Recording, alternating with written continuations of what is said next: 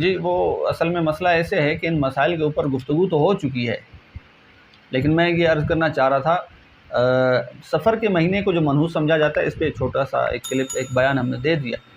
اب بتانا یہ ہے کہ جو افراد، جو انسان، مرد و خواتین اگر اس مہینے کو، ماہ سفر المظفر کو منحوس سمجھتے ہیں تو ان کے لیے حکم کیا ہے؟ تو ظاہر سی بات ہے، جو فقہاء نے فرمایا، انہوں نے فرمایا کہ یہ سراسر جہالت ہے۔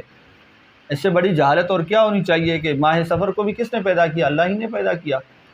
اور مجھے وہ بات یاد آ گئی کہ حضرت نوح علیہ السلام، جو مختلف کتب تفاسیر و تواریخ کے اندر یہ واقعہ موجود ہے کہ حضرت نوح علیہ نبی علیہ السلام نے ایک مرتبہ کتے کو دیکھا، تو دیکھ کر دل میں یہ خیال فرمایا کہ اللہ تعالیٰ نے اس کو کتنا بد صورت اور بد شکل بنایا ہے، منحوس بنایا ہے۔ تو اللہ تعالیٰ نے اس کتے کو قوت گویائی عطا فرمائی اور اس کتے نے کلام کیا حضرت سیدنا نوح علیہ نبی علیہ السلام سے۔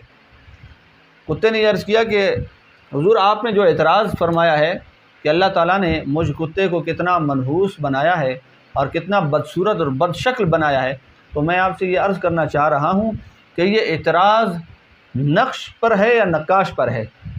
اب میری بات کو سمجھیں کہ کتے نے کہا کہ حضرت یہ اعتراض، یہ سوال، یہ خدشہ جو ہے، یہ وسوسہ کس پر ہے؟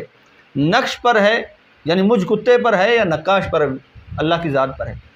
اگر نقش پر ہے تو نقش کا تو اس میں کوئی قصور ہی نہیں ہے۔ نقش تو خود کو خود پینٹ نہیں کر سکتا، خود اپنی تصویر کشی نہیں کر سکتا، اسے بنانے والا کوئی نقاش ہوتا ہے۔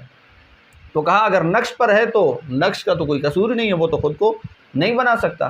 ہاں نقاش پر ہے تو پھر آپ دیکھیں کہ آپ کی بات کہاں جاتی ہے۔ تو اسی طرح وہ افراد جو اس ماہ سفر المظفر کو منحوس سمجھتے ہیں، تو میں یہ پوچھنا چاہوں گا کہ وہ اس ماہ سفر کے اندر جو نحوست پن ہے اور اس کے اندر جو بدشگونی ہے، بدفعلی ہے، بقول ان کے نظریے کے مطابق یہ از خود سفر کی وجہ سے ہے یا بارگاہ الہی سے اللہ تعالیٰ کے نازل کردہ یا اس کے تخلیق کردہ نظام کی وجہ سے ہے؟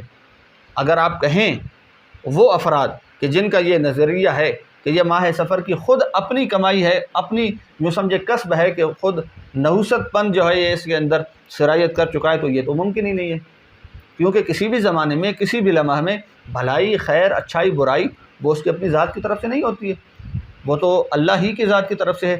ظاہر سی بات ہے اس سفر میں بھی جو برائی ہے، بقول ان کے برائی جو ہے وہ اس کی اپنی طرف سے نہیں ہے، معاذ اللہ وہ اللہ کی طرف سے ہے۔ اب اللہ کی طرف سے ہے تو یہ کیوں کر ممکن ہے کہ اللہ نے رمضان المبارک کے اندر برکتیں نازل فرمائیں، ربیع الاول کے اندر برکتیں نازل فرمائیں، اور ماہ سفر میں بلاؤں اور وباؤں کو نازل فرمایا؟ کیوں؟ معاذ اللہ کہ اللہ تعالیٰ کی اس ماہ سفر المظفر کے ساتھ کوئی ذاتی دشمنی تھی، کوئی عناد، کوئی بغض تھا؟ نہیں، رب تعالیٰ نے جو 12 مہینے پیدا فرمائے ہیں، ان عدت الشہور عند اللہ 12 شہرا، کہ بے شک مہینوں کی تعداد اللہ کی بارگاہ میں، بارگاہ الہی میں وہ 12 ہیں، اور اس میں آپ دیکھیں کہ اللہ نے سب زمانوں کو یکساں پیدا فرمایا، دن ہیں، رات ہیں، شب و روز ہیں، لمحات ہیں، سب ایک ہی جیسے۔ ہاں منحوس کیا چیز ہے، اس چیز کو آپ ملحوظ رکھیں اور پھر اس سے اجتناب کریں، اس سے بچیں، سفر سے پناہ نہ مانگیں۔ اس کے اندر، اس ماہ مبارک میں یا اس ماہ مبارک کے علاوہ دیگر جو ایام ہیں، جو ماہ ہیں، جو سال ہیں، ان میں اگر کوئی برائی ہے، کوئی بدشگونی ہے، بدفعلی ہے، اور اسی طرح منحوس پن کوئی چیز ہے، تو وہ کیا ہے؟ وہ فقہاء اور صوفیاء فرماتے ہیں کہ وہ گناہ کرنا ہے، چاہے وہ کسی بھی لمحہ میں ہو، کسی بھی زمانے میں ہو، اور کسی بھی مہینے میں ہو، کسی بھی ہفتہ میں ہو۔